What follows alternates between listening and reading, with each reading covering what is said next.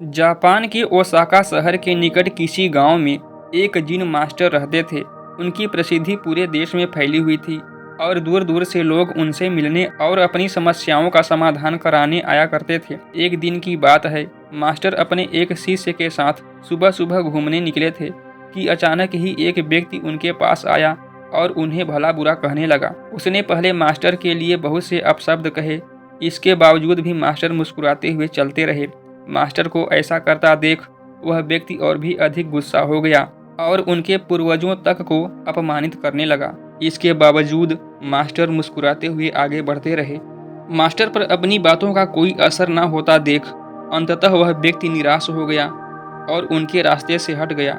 उस व्यक्ति के जाते ही शिष्य ने आश्चर्य से पूछा, मास्टर, आपने भला उस दुष्ट के बातों का जवाब क्यों नहीं दिए? और तो और आप मुस्कुराते रहे।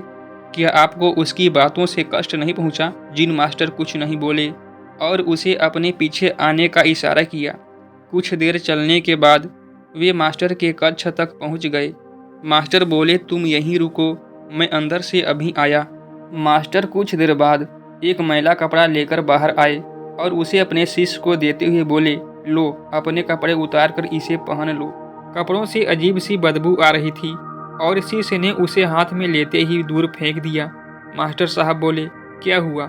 तुम इन मैले कपड़ों को नहीं धारण कर सकते न? ठीक इसी तरह मैं भी उस व्यक्ति द्वारा फेंके हुए अपशब्दों को नहीं ग्रहण कर सकता।